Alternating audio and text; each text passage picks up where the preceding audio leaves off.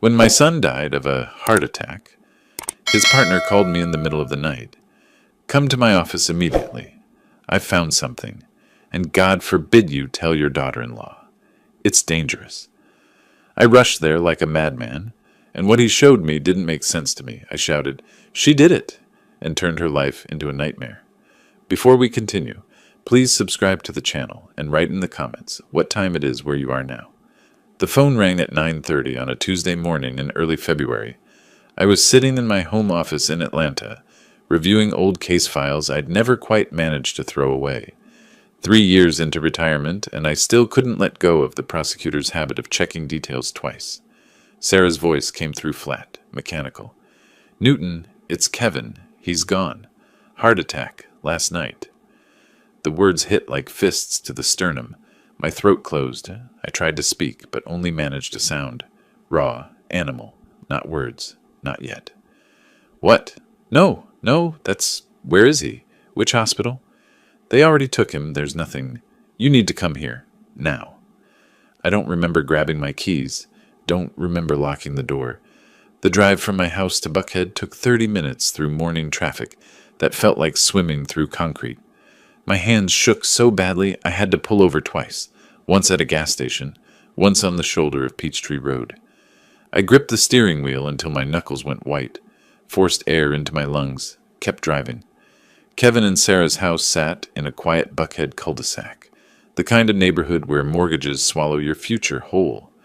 I'd co-signed for $680,000 3 years ago. The front door stood open when I arrived. Neighbors clustered on the lawn, speaking in hushed voices that stopped when they saw me. Sarah stood in the living room, phone in one hand, wearing black already. How did she have time to change? The medical examiner's van was pulling away from the curb. I started running after it, but Sarah called out, "It's too late. They've already taken him." I turned back. She looked at me with dry eyes, fresh manicure gleaming as she gestured toward the sofa. I walked past her to the mantel instead, touched Kevin's childhood photo, 8 years old, missing front tooth, holding a baseball trophy. Several other family pictures were gone. Rectangular dust marks showed where they'd been. When did this happen? Was he in pain? Did you call an ambulance? Around midnight, he said his chest hurt, then he just collapsed. It was so fast. The paramedics tried, but his chest? Kevin never had heart problems. Never? Sarah's fingers tightened around her phone. People hide things, Newton, even from their families. I wanted to argue, but the words wouldn't come. Kevin was 36. I'd raised him alone after my wife died 5 years ago in that car accident on Highway 85. Every dollar, every weekend, every piece of advice I had went to him. The $250,000 I'd given him to start his business with James Davis. The mortgage guarantee. Years of Sunday dinners at this house, sitting across from Sarah while she smiled and poured wine and talked about vacation plans. 2 days later, Thursday afternoon, we met with the funeral director. Sarah made decisions quickly, efficiently. Cremation, simple service. No autopsy needed. The funeral director looked at me. "Mr. Hunter, would you like to consider—" "Cremation," Sarah interrupted. "Kevin wanted cremation." I leaned forward. "We never discussed that. Did he tell you that?" "We discussed everything. We were married 6 years." 6 years. I'd been in Kevin's life for 36. The viewing was Friday afternoon. Closed casket at Sarah's insistence. I stood alone in front of the polished wood while Sarah talked with her brother Christopher in the corner. Their conversation seemed too animated, too comfortable. Christopher's hand rested on her lower back. I counted the seconds. 10, 15. His thumb made small circles through the fabric of her black dress. The funeral service was sparse, maybe 40 people. Kevin's business partner James Davis sat in the back row, shoulders hunched, face pale. I'd met him a dozen times over the years. Good man, loyal, believed in Kevin's vision. He looked shaken, confused. During the service, I watched Sarah check her phone twice. The second time, she almost smiled before catching herself and smoothing her expression back to neutral. Christopher sat beside her, too close, whispering things that made her nod. After the service, after the line of people offering condolences I didn't hear, James pulled me aside near the cemetery gates. "Mr. Hunter, something isn't right. Kevin was fine last week, Better than fine. What do you mean? We just landed a huge contract. He was celebrating, healthy as ever.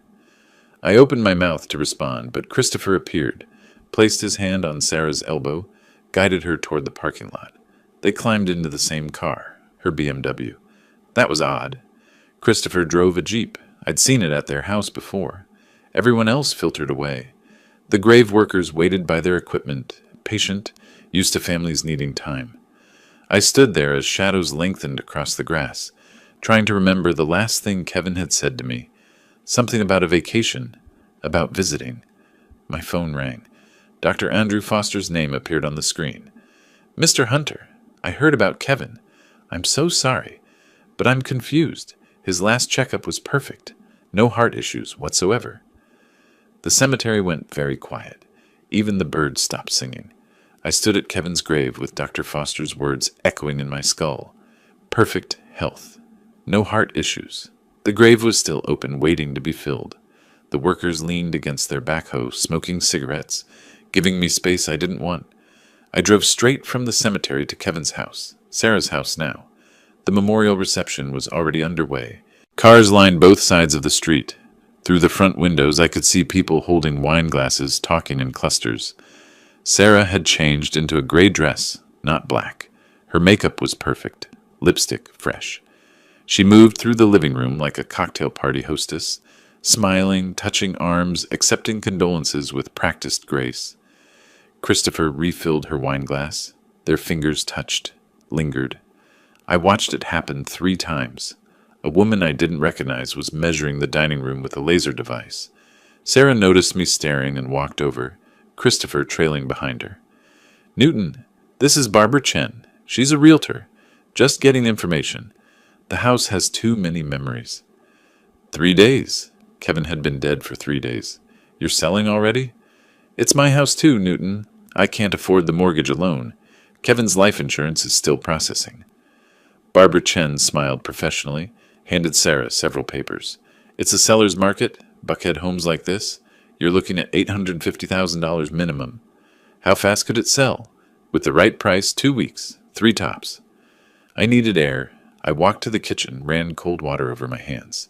Kevin's coffee mug sat in the sink, unwashed. World's Best Dad printed on the side. I picked it up carefully, noticed a faint chalky residue at the bottom, set it back down exactly where I'd found it. Sarah followed me in. Christopher stayed in the doorway, watching. Tell me about the chest pain. When exactly did it start? Her answer came too smoothly. Tuesday morning. He woke up feeling off. Then Wednesday night. Worse. Thursday he promised to call Dr. Foster on Monday. But you didn't call an ambulance Thursday? When he was in pain? He refused. You know how stubborn Kevin was. Just like his father. I want to talk to the paramedics who came Friday night. Which station? Station 7, I think? Everything was chaos. I can't remember details. I turned to Christopher. You're here a lot. Don't you have work? His face flushed. Between jobs right now. Sarah needs family support. Family? Right. Where were you Friday night? What? I was home. Why? Just asking. Did Sarah call you when Kevin collapsed? She called the next morning, after everything. I left after an hour. Couldn't stomach watching Sarah play hostess, watching Christopher's hand on her shoulder, watching them pretend. I spent the weekend in a hotel room, staring at my phone, replaying conversations, counting inconsistencies. During the drive from Sarah's house that Friday night, I'd remembered my last phone call with Kevin. Thursday evening, 1 week before he died. His voice had been excited, energized. Dad, we did it. The Anderson Group signed. $1.2 million over 2 years? That's incredible, son. You've worked so hard. Couldn't have done it without your initial investment. That $250,000 you put in 5 years ago. Best thing that ever happened to us. Us? The business, me and James. We're finally where we hope to be. You sound tired, though. Long hours. Sarah says I work too much. But it's worth it. We're planning a vacation next month. Maybe you could come visit? That was Thursday. Friday I was at a deposition all day. Didn't check my phone. Saturday morning, early, Sarah called. By Sunday, Kevin was in a casket. By Monday, he was ash. Monday morning, I drove to Dr. Foster's office before it opened. Sat in my car until I saw lights turn on inside. Waited in the reception area for 2 hours until he could see me. His nurse recognized me, brought coffee I didn't drink. Dr. Foster spread Kevin's medical records across his desk. Charts, test results, handwritten notes. Mr. Hunter, I've reviewed Kevin's entire file. No cardiac history. No family history on his mother's side either, correct? None. My wife died in a car accident. No heart disease. Then this makes no medical sense. A 36-year-old man, perfect health, sudden massive heart attack, it's extremely rare. What could cause it? Besides genetics? He hesitated, chose his words carefully. Extreme stress, cocaine use, or certain toxins. I took the printed records, signed the HIPAA release forms as Kevin's father and estate representative. Technically, Sarah controlled the estate, but Dr. Foster didn't ask questions. He knew me from the old days when I'd prosecuted medical fraud cases. He trusted me. I sat in my car in the parking lot, opened my phone, searched causes of sudden heart attack in healthy young men, scrolled through medical websites, forums, journal articles. One phrase kept appearing. Certain substances can mimic cardiac arrest symptoms. Poisoning. My hands started shaking again. I dialed a number I hadn't called in 3 years. Detective Patricia Morgan, my former colleague from the prosecutor's office.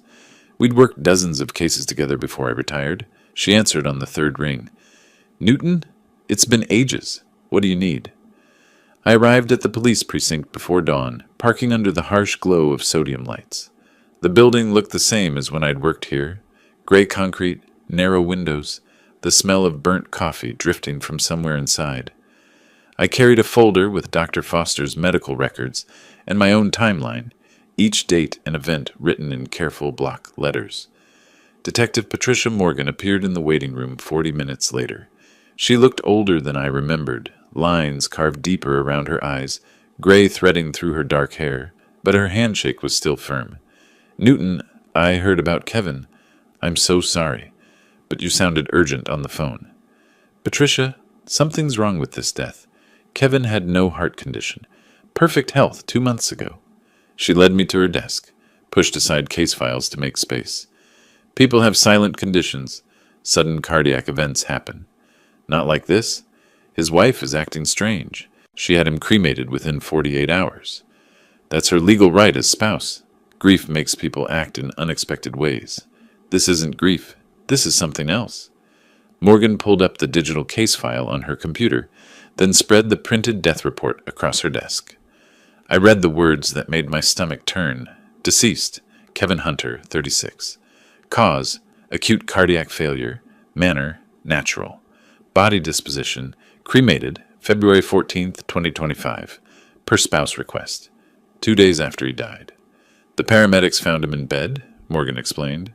Wife called 911 at 11:47 p.m. They pronounced him at the scene at 12:16 a.m. Clean.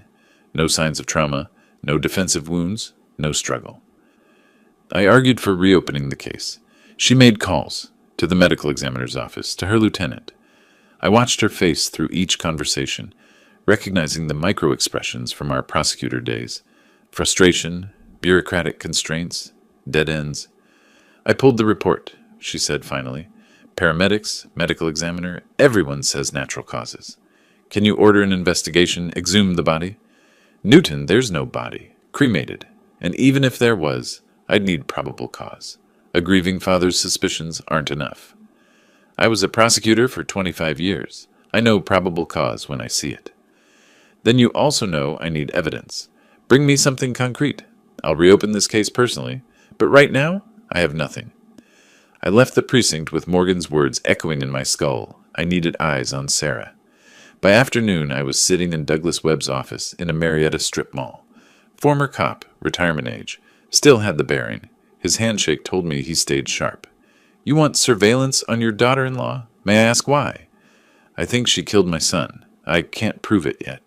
That's a serious accusation. What am I looking for specifically? Anything unusual. Her behavior, her contacts, her spending. She's with her brother constantly. Too constantly. Understood. My rate is $150 per hour plus expenses. I'll need $5,000 up front. I wrote the check with careful, deliberate numbers. Each digit felt like ammunition I was buying. The next 3 weeks became a pattern. Webb delivered manila envelopes. I spread the contents across my home office. I built a wall of evidence. Timeline on the left, photographs in the center, financial questions on the right, red string connecting elements like the old days building cases. Week 1, 47 photos. Sarah and Christopher having lunch at the Capitol Grill, holding hands across the table. Week 2, hotel parking garage images. Christopher's car parked at Sarah's new apartment complex overnight. 3 different nights. Week 3, shopping receipts and photos. Sarah and Christopher at Lenox Square Mall. She was trying on expensive jewelry. He was paying with Kevin's credit card. I recognized the card design. I spent evenings parked outside Sarah's apartment, watching Christopher arrive at 9 with wine and takeout bags, watching lights go out at 2, driving home with sunrise. One night, I poured Kevin's favorite bourbon, Maker's Mark, into 2 glasses, set one in front of his photo on my mantel. Didn't drink either, just sat there until dawn broke through the windows. Wednesday afternoon, my phone rang. Sarah's voice was light, almost cheerful. "Newton, I hope you're doing okay. This has been so hard on all of us." I held the phone away from my ear for 3 seconds, composing myself. "What do you need, Sarah?" "I'm meeting with Kevin's estate attorney next week. There are some papers about the business, and the house. Could you come? Kevin would want you involved. The business is between you and James Davis. I'm not an owner. But you're Kevin's father. Your input matters. Plus, there's the matter of that loan you gave Kevin for the startup. We should discuss repayment terms. Internal rage, external calm. We'll discuss it. Send me the meeting details." "Thank you, Newton. I know Kevin would appreciate you helping me through this." I hung up and stared at the wall of evidence. The photos, the timeline, the questions. My phone rang again. James Davis. "Mr. Hunter, we need to talk. Sarah's attorney just sent me papers. She's trying to force me to buy out Kevin's share of the business at a fraction of its value, and she's blocking me from accessing our company accounts. Can you meet me tomorrow?" The coffee shop was nearly empty at 8 in the morning. James looked terrible.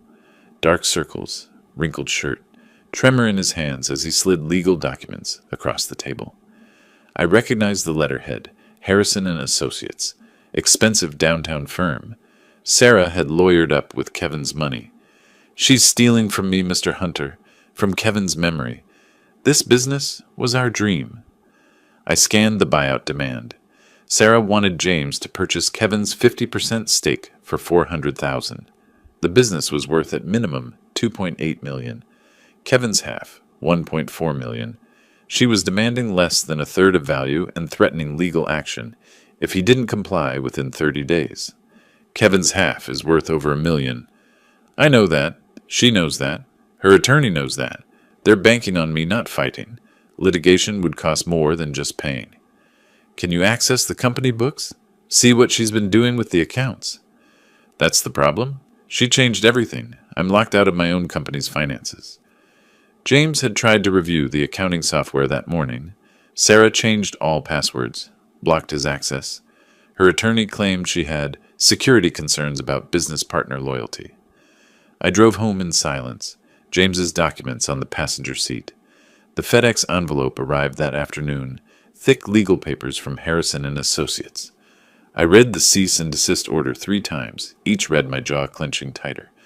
"Mr. Hunter is hereby warned to cease all contact with Mrs. Sarah Hunter, including but not limited to surveillance, phone calls, third-party inquiries, and intimidation tactics. Continued harassment will result in restraining order and possible criminal stalking charges. 25 years as a prosecutor." I knew exactly what she was doing. Create a paper trail, make me look unstable. Grieving father losing touch with reality. If I pushed harder, she'd get a restraining order. Then everything I did would look like obsession. She was boxing me in. I called Webb the next day, told him we were done, met him one last time to settle accounts. He laid out the final batch of photos. Different restaurants, Christopher's hand on Sarah's thigh, both laughing. 4 weeks of surveillance, 73 photographs, detailed timeline. They're definitely having an affair. But nothing criminal. Nothing I can prove criminally. The affair itself isn't illegal. They're not threatening anyone. No obvious fraud visible. So I have confirmation she's a cheater, but not a killer. Mr. Hunter, I've been doing this 20 years. Sometimes bad people get away with things. Sometimes the evidence just isn't there. The evidence exists. I just haven't found it yet. Webb hesitated at his office door. I've seen men in your position before. Don't do anything foolish. I didn't respond. Shook his hand. Left. That weekend I couldn't sleep. Saturday morning I drove to Kevin's old house in Buckhead. Sarah had listed it 2 weeks earlier. No showings yet. I still had the key Kevin gave me years ago. Emergency access, he'd said, in case anything ever happened. The house was empty. Bare walls where family photos had hung. Dust outlines where furniture stood. My footsteps echoed through rooms that used to hold laughter and Sunday dinners. I touched the wall where Kevin's college diploma had hung, clean rectangle in the dust, everything else grimy. In Kevin's old bedroom, converted to a home office years ago, I found a box Sarah had missed or deliberately left. Kevin's childhood things, school awards, little league trophies, photos from age 5 to 18. I sat on the floor, back against the wall, holding a picture. Kevin at 10, gap-toothed smile, holding a fish we'd caught together. My mind drifted to 5 years earlier. Margaret's funeral. Winter, cold rain. I'd stood at the graveside, unable to move even after everyone left. Kevin had stayed, hand on my shoulder, saying nothing at first. Mom wouldn't want you standing in the rain, Dad. I don't know how to go home without her there. You're not going home alone. I'm staying with you tonight. And tomorrow night. However long you need. The next 6 months, Kevin had called every single day. Sometimes just to talk about nothing. Sometimes to make sure I'd eaten. Once he drove 2 hours because I hadn't answered the phone in 24 hours. Just wanted to check in person. Kevin saved me after Margaret died. He wouldn't let me disappear into grief. And now he was gone. And I was supposed to just accept it? Accept that the woman he loved killed him? A tear fell, just one. I wiped it away angrily. I arranged Kevin's trophies and photos carefully back in the box, closed it, carried it to my car with both hands, precious cargo. Kevin, I said aloud in that empty room, you trusted her. We all did. She seemed so perfect for you. Quiet, supportive, stable. I looked at his childhood photo again. Remember when you were 8, you lost that science fair, cried all night. Next year, you won first place. You never gave up. My voice broke slightly. I gave you everything. The business money, $250,000 of my retirement. The house guarantee, $680,000 loan I co-signed. Every Sunday dinner for 6 years. I stood, my voice hardening. She thinks I'll just accept this. Roll over. Grieve quietly like a proper father. She doesn't know me at all. I left at sunset, driving home through streets that blurred slightly. That night I sat in darkness in my living room. Kevin's childhood box was on the coffee table. My phone rang. Unknown number. I almost didn't answer. Finally picked up on the 5th ring. Male voice, hushed, urgent. Mr. Hunter? This is James Davis. Don't hang up. I'm calling from a burner phone. Sarah can't know. I found something at the office. I need you to come to my place immediately. Don't go to the office. My home. And Mr. Hunter, don't tell anyone you're coming. This is dangerous. I sat in darkness with Kevin's childhood box on the coffee table. Friday evening, mid-April. The cease and desist letter sat on the kitchen counter where I'd left it a week ago, its legal threats feeling distant now, meaningless. My phone rang. Unknown number. I stared at it through 3 rings, debating. Picked up on the 4th. Mr. Hunter, I'm using a burner phone. Don't say my name. Don't mention this call to anyone. James Davis. His voice was tight, wound like a spring ready to snap. James, what's... My address is 847 Orm Circle. Virginia Highland. Come now. Alone. Don't go to the office. This is about Kevin. It's bad. I'm leaving now. Check if anyone follows you. I'm serious. I grabbed my keys, didn't bother with the jacket. The drive through Atlanta took 35 minutes. Normally 50, but I didn't care about speed limits. I ran a red light on Ponce de Leon. First time in my life. My knuckles were white on the steering wheel. James's bungalow sat on a quiet street, lined with oak trees. Modest house, well maintained, lights blazing from every window. He opened the door before I knocked, pulled me inside, immediately locked the deadbolt. What's happening? Why all the secrecy? Because Sarah can't know we're meeting. Her attorney made it clear. No contact between you and me about company business. You said this was about Kevin. It is. Everything is about Kevin. I found out how he died. Ice flooded my veins. Show me. His living room had been converted into a makeshift investigation center. Laptop on the coffee table, stacks of financial printouts spread across every surface, external hard drive blinking red. Coffee cups everywhere. James hadn't shaved in days. 3 months ago, money started disappearing. Small amounts at first. I couldn't prove anything. Sarah controlled the passwords. So you installed cameras. 4 of them. I was looking for financial evidence. Whoever was embezzling. I thought maybe Sarah, maybe someone else. Then I found the footage from February. February? Before Kevin died? He nodded, hands shaking as he opened the laptop. 3 days before. Mr. Hunter, you need to prepare yourself. What you're about to see. Just show me. James navigated to an encrypted folder, clicked play. The video loaded. Office kitchen, daytime. Timestamp in the corner. February 8th, 2025, 2:47 p.m. Empty kitchen for 30 seconds. Then Sarah entered the frame. She glanced toward the door. Casual. Checking. Walked to the counter where a coffee mug sat. I recognized it instantly. World's best dad in faded letters. I'd given Kevin that mug 2 years ago, before he and Sarah had stopped trying for children. Sarah reached into her purse, pulled out a small clear packet with white powder. She tore it open with her teeth, poured the contents into the mug, used a spoon to stir. The whole process took 47 seconds. She dropped the empty packet back in her purse, rinsed the spoon under the faucet, left the kitchen. I couldn't breathe. James paused the video on Sarah's face as she stirred. Her expression was calm, focused, no emotion whatsoever. That's his coffee mug. I gave him that mug. He used it every day, always left it on the counter for his afternoon coffee. Sarah knew that. The powder, what is it? I don't know for certain, but Kevin died 3 days after this footage. Heart attack. Sudden. No warning. My hands gripped my knees so hard my knuckles turned white. A sound escaped my throat, not quite a word, something primal.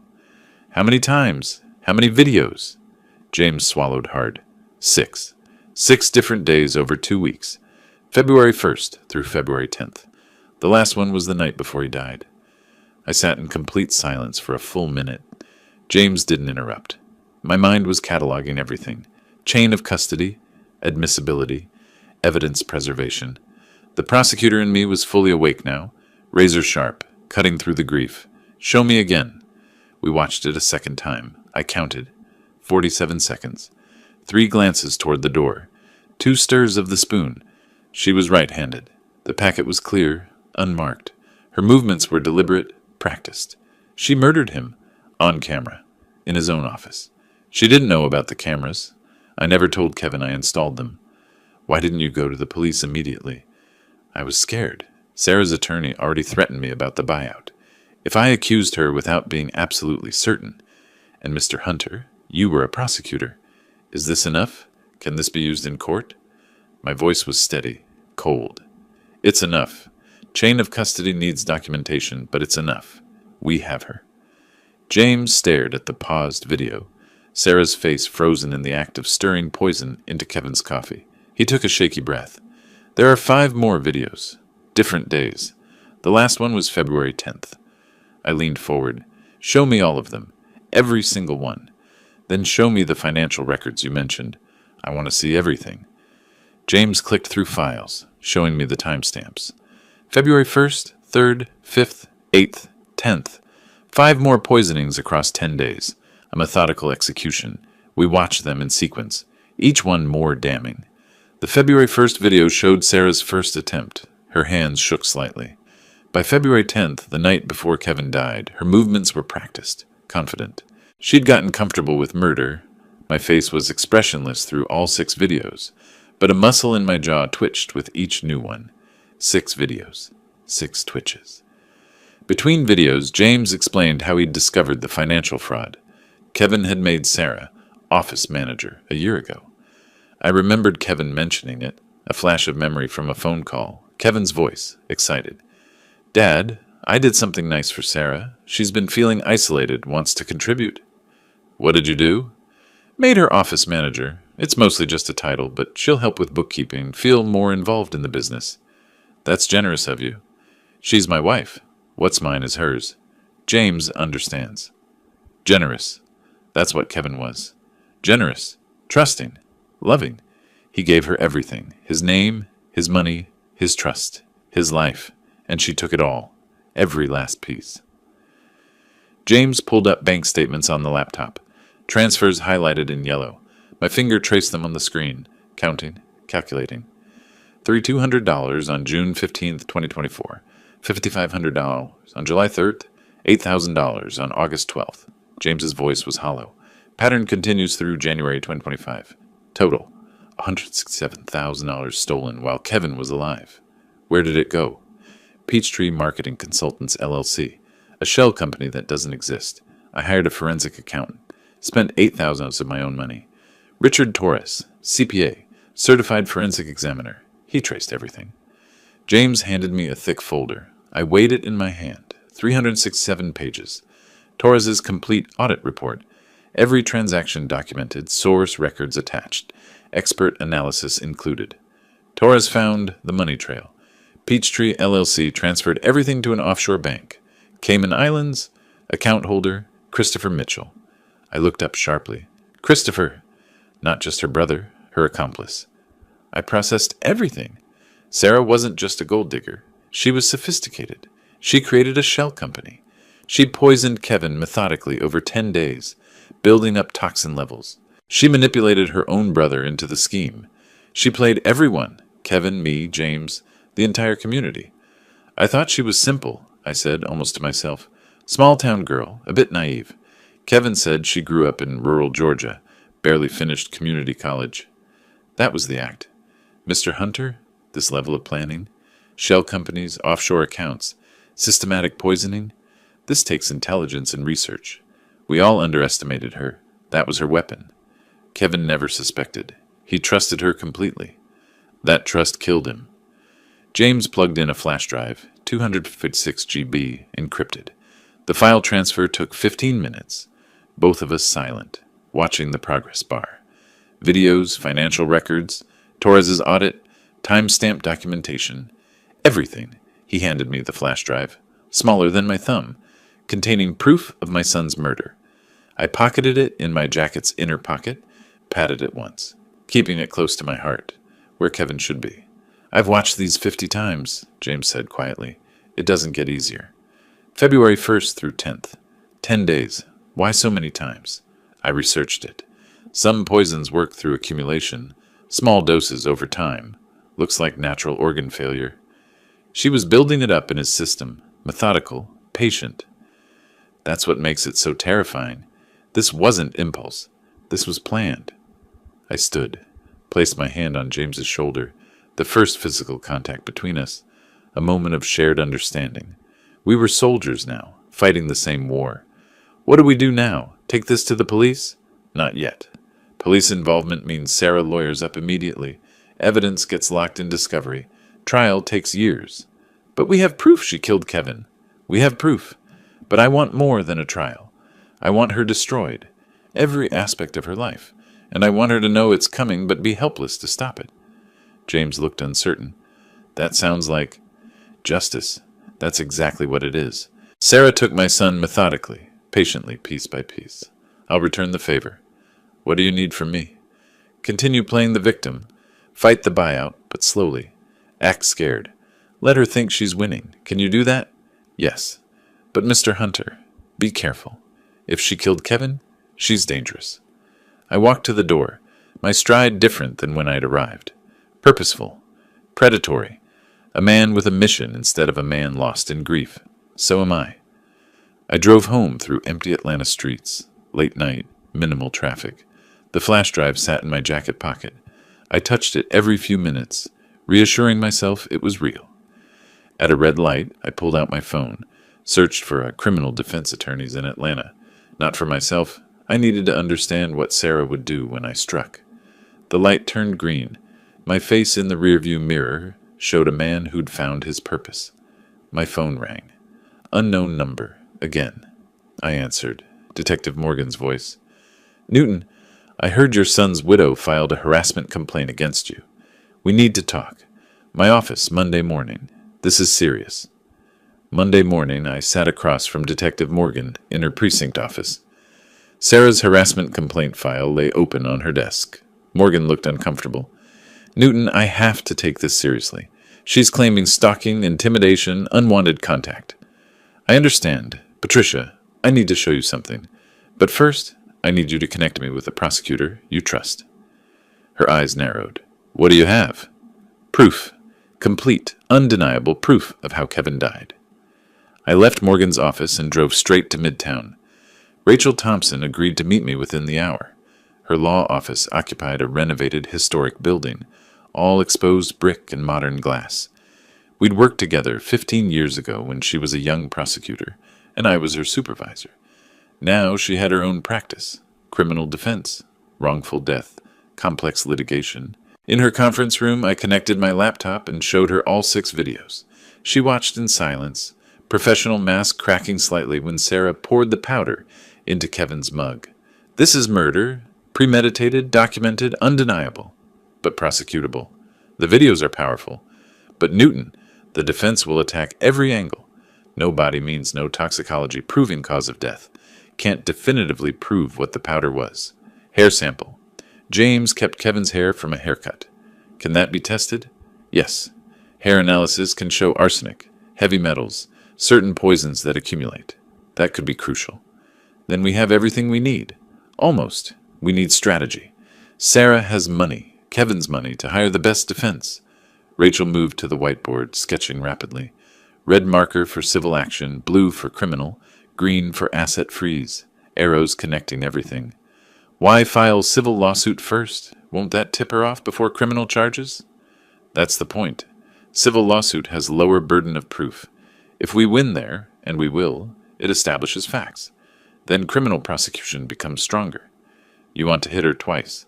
Once in civil court, once in criminal. Exactly. Civil suit also lets us freeze her assets immediately. Emergency injunction. She can't sell property, can't access accounts, can't flee. How long until she's arrested? If we time it right, same day we file. I'll coordinate with the DA's office and Detective Morgan. She'll be blindsided. I leaned back in my chair. That gets her arrested. I want more. Rachel set down the marker. What do you mean? Sarah spent weeks feeling victorious while I suffered. I want her to feel that same helplessness, that same despair. What exactly are you planning? I'm going to make her believe she's won. Completely, totally won. Then I'm going to destroy that illusion in a single moment. Newton, we need to stay within legal boundaries. Everything will be legal, but it will also be devastating. Trust me. The next 3 weeks became a careful choreography. Meeting with contacts, arranging pieces, practicing deception.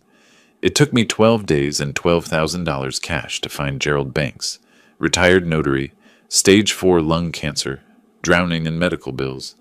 We met in a diner parking lot. I slid an envelope across the table. You're asking me to forge a legal document. That's a crime. You're dying. Medical bills drowning you. Doesn't make it right. This woman murdered my son. The will is a tool to trap her. It'll never be filed with probate, just shown to her privately. Long pause. Banks coughed into his handkerchief. 12,000, cash, and I never met you. Deal. The forged will was perfect. Kevin's signature traced from real documents, proper legal language, dated 6 months before his death. Leaves all assets to Sarah. Names her sole beneficiary. Even included Kevin's lawyer's letterhead. I called Sarah, voice carefully modulated. Sarah, I've been thinking. Maybe I was wrong. Maybe grief made me paranoid. Can we talk? She agreed, suspicious but curious. I suggested Piedmont Park for our meeting. Public, neutral, the kind of place where a grieving father might seek reconciliation. I arrived early, rehearsed my performance one final time. Shoulders slumped, eyes downcast, voice trembling slightly. Sarah appeared in designer athleisure, sunglasses pushed up on her head, cautious. Newton, I appreciate you reaching out. My hands shook, calculated tremor. Sarah, I owe you an apology. I let grief make me irrational. I understand. Losing Kevin was hard on all of us. I found something. In Kevin's old filing cabinet at my house, he gave me some papers to store years ago. I pulled out the will, touched Kevin's signature with apparent emotion. My voice cracked once, on purpose. He loved you, trusted you completely. I should have trusted his judgment. She read it, fingers tightening on the paper, eyes brightening, trying to stay composed, but failing. This is... Kevin left everything to me? That's what I want. Family. Kevin would want us to be family. Her smile was genuine. First time since his death. Yes, that's exactly what Kevin would want. Over the following week, Sarah grew bolder, called twice asking for advice on estate matters, testing if I was genuinely fooled. I played my role, meek, accepting, defeated. 3 days later, I was back in Rachel's office. She spread 3 sets of documents across her conference table. Civil lawsuit, criminal complaint, asset freeze motion. We file Thursday morning, all 3 simultaneously. Sarah will be arrested by afternoon. I picked up the civil complaint, read the first line. Newton Hunter, vs. Sarah Mitchell. Hunter, wrongful death action. Set it down carefully. Thursday then, let's finish this. Thursday morning, late May. I stood outside the Fulton County Courthouse as the building opened. Lawyers flowed up the steps with briefcases and coffee cups. Rachel was beside me, carrying 3 file folders. Ready? I nodded once. We walked inside together. Civil Division, Counter 3. Rachel filed the wrongful death lawsuit first. The clerk stamped it. Received 8:47 a.m. Claims, intentional poisoning resulting in death, fraud, emotional distress. Damages sought, $5 million. Wrongful death. This is substantial. The claim is substantial. The evidence is overwhelming. Defendant will be served within 48 hours. Rachel's smile was thin. She'll be served sooner than that. Much sooner. Same building, different floor. Criminal division. Rachel handed DA prosecutor Victoria Chen the flash drive containing all 6 videos, forensic accounting report, sworn statements from James and me. Chen watched 30 seconds of the first video, stopped it, set down her coffee without taking her eyes off the screen, replayed it twice. These videos, they're authenticated, chain of custody documented, installed by the business partner 3 months ago, cloud-backed storage, time-stamped, never accessed until now, clean chain. The victim was cremated, no toxicology. Hair sample analyzed, arsenic levels 40 times normal, results attached. Chen closed the file. I'll have arrest warrants signed within 2 hours. She'll be in custody by end of business today. I spoke for the first time. Make it public, very public. Mr. Hunter, I understand your desire for... She paraded her victory.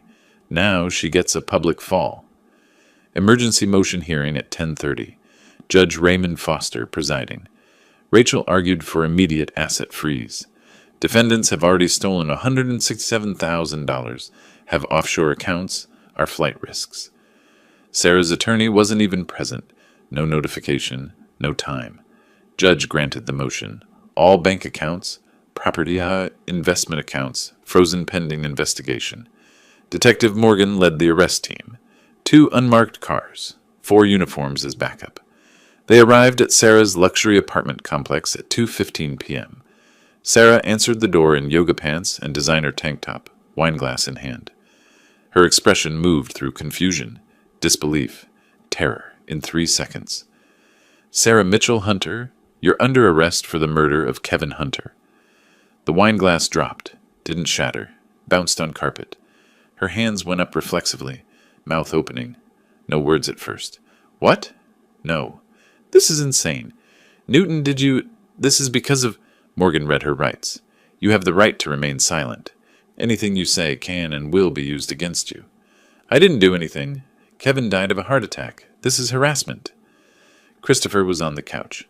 Jumped up when he saw police. Put his hands behind his back before being asked. Knew the routine. Christopher Mitchell, you're also under arrest for conspiracy to commit murder and wire fraud. I want a lawyer. Not saying anything without a lawyer. Perp walk. Sarah in handcuffs. Photographers catching everything. Her face frozen in shock. Christopher beside her, head down, already defeated. By 4 p.m., the footage was on 3 local news stations. Atlanta ABC affiliate ran it first. Breaking Buckhead widow arrested and husband suspected poisoning death. Interview with police spokesperson. Quick shot of the marketing firm. Old photo of Kevin smiling. I watched from my living room. Sat in Kevin's favorite chair, remote in hand, turning up volume when Sarah's face appeared on screen. No smile, just satisfaction. Bail hearing Friday morning. Sarah and Christopher each needed $500,000.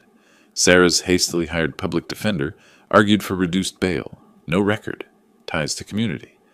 DHN countered with the videos, the offshore accounts. Judge set bail at $500,000 each. They made bail by afternoon.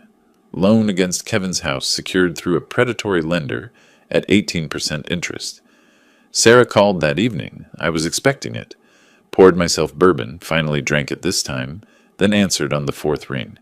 Her voice came through like shattered glass. Screaming, incoherent at first, then focused. "You did this, you lion snake. That was fake." I let her rage for 30 seconds, then spoke, voice like ice. "Every word was a lie, Sarah. Just like your tears at Kevin's funeral. Just like your marriage vows. You can't prove anything. I'll fight this. I already proved it. 6 videos. You poisoning my son.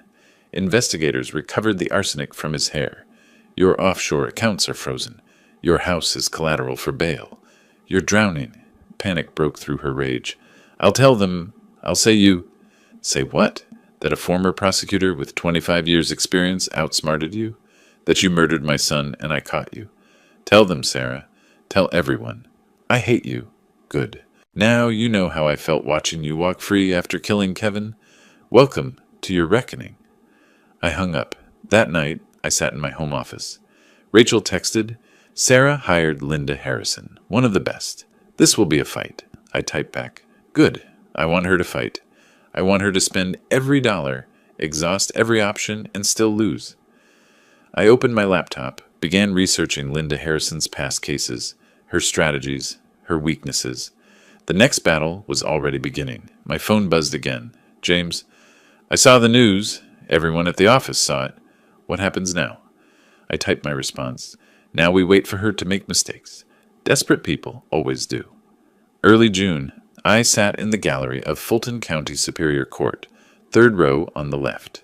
Same seat I'd occupied for every preliminary hearing over the past 3 weeks. Sarah sat at the defense table with Linda Harrison, wearing a conservative gray suit that couldn't hide how much weight she'd lost. Dark circles under her eyes, even with makeup. The bailiff called the case, State of Georgia versus Sarah Mitchell Hunter. I took notes like I was still a prosecutor. Every motion, every argument, every small defeat for the defense. Motion to suppress video evidence. Denied. Motion to reduce bail. Denied. Motion for gag order on media coverage. Partially granted, but the damage was already done. Sarah's face had been on the news for weeks. The financial destruction accelerated throughout June. Chase Bank sent foreclosure notices to Sarah's apartment. 4 months of missed mortgage payments. March, April, May, June. She defaulted before the asset freeze even began. Harrison fought it, lost. The house would be auctioned. I drove by Kevin's old house once, saw the bank's notice taped to the front door. Didn't stop, just noted it, and kept driving. Christopher's interrogation happened in phases over 3 weeks. Detective Morgan called me after each session with updates. First session, complete denial. Second session, admitted the affair but claimed no knowledge of murder. Third session, DHN showed him the offshore account evidence, the wire transfers, Sarah's emails about our future together. He broke completely. "I want a deal, complete immunity." "Not happening," Chen told him, "but we can talk about reduced time. Tell us everything." Christopher's confession was detailed, damning. Sarah had approached him 18 months ago with the plan. They researched arsenic online together. She ordered it from 3 different vendors to avoid suspicion, used his credit card so nothing traced to her, promised to pay him back $500,000 after Kevin died. He knew she was poisoning Kevin. He helped her research dosages. The forensic lab report arrived mid-June. Kevin's hair showed arsenic accumulation starting in January, spiking dramatically in February. Dr. Patricia Walsh, the toxicologist, confirmed the levels were fatal within days. Christopher's plea hearing was packed. Sarah sat stone-faced while her brother sobbed through his allocution. I was weak. She promised me money. I knew it was wrong. I'm sorry. 15 years for conspiracy to commit murder and wire fraud. Could be out in 10 with good behavior. Sarah's head dropped to the table when the judge accepted the plea. Harrison's hand on her shoulder, an audible sob echoing through the courtroom. I made eye contact with Sarah once during a recess. She looked away first. July 15th, Sarah tried to run.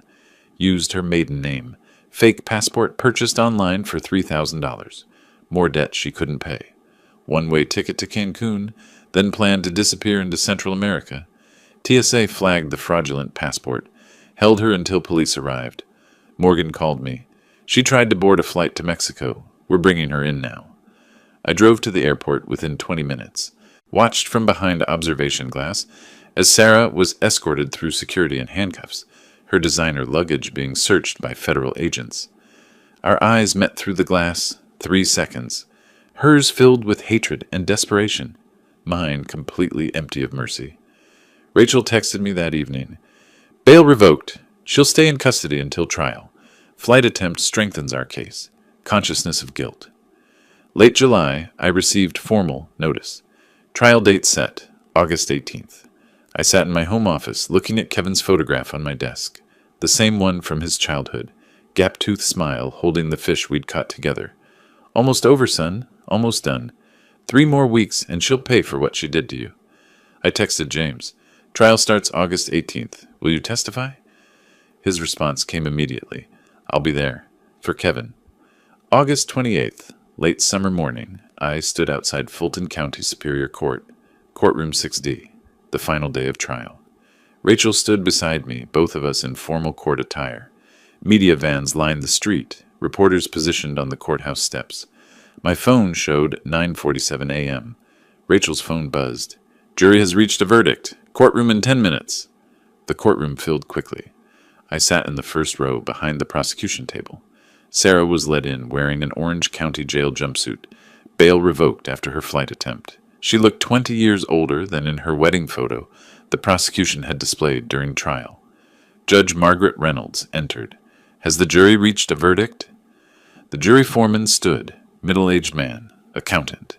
He'd looked sick throughout the video evidence testimony. We have, Your Honor. On count 1, murder in the first degree, how do you find? We find the defendant, Sarah Mitchell Hunter, guilty. Sarah gasped audibly. Her body seemed to fold in on itself. Harrison caught her arm. Count 2, wire fraud? Guilty. Count 3, forgery? Guilty. Count 4, attempted flight? Guilty on all counts, Your Honor. Each word landed like a hammer blow. My hands unclenched slowly as each verdict was read. Sentencing began immediately. D.A. Chen stood. The people recommend life imprisonment without possibility of parole. This was premeditated, calculated murder, motivated by greed. The defendant showed no remorse, attempted to flee, and destroyed multiple lives. Harrison made a perfunctory argument for mercy. Mrs. Hunter has no prior record. She's lost everything. Judge Reynolds cut her off. Ms. Harrison, your client poisoned her husband methodically over 2 weeks. Mercy is not appropriate. The judge pronounced sentence.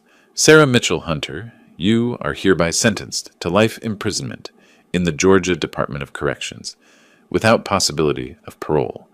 Christopher Mitchell's sentence of 15 years is affirmed. Civil judgment of $2.1 million is awarded to plaintiff Newton Hunter. This court is adjourned. Sarah broke. Turned to me, sobbing. Please, I'm sorry. I didn't mean...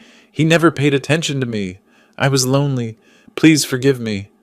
Guards restrained her as she tried to approach. I stood, looked at her directly for the first time since the verdict. My voice was steady, emotionless. Kevin loved you more than you deserved. He trusted you with his life. You took everything from him. You don't deserve forgiveness. You deserve exactly what you're getting. I turned and walked out. Her screaming followed me into the hallway. September moved quickly. I signed papers establishing the Kevin Hunter Memorial Foundation. Initial funding, $2.1 million from the civil judgment. Mission, support children who'd lost parents to violence. Provide counseling, education funds, stability. Late September, I drove to Oakland Cemetery. Kevin had been exhumed and properly buried in August. Simple granite headstone. Kevin Michael Hunter, 1989-2025. Beloved son, devoted friend, forever missed. I placed flowers, sat on the grass beside the grave, brushed fallen leaves off the headstone with careful, gentle movements. Kevin, it's done.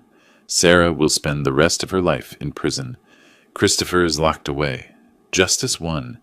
I kept my promise to you. I paused, touching the cold stone. You can rest now. I love you, son. Always.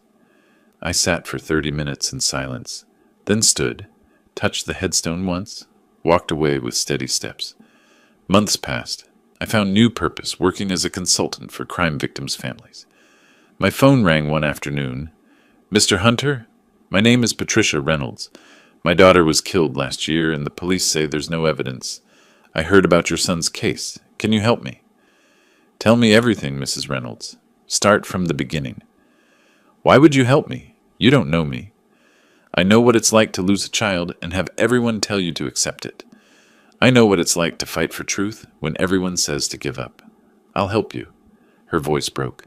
Thank you. Thank you so much. We'll find the truth, whatever it takes. That's what I do now.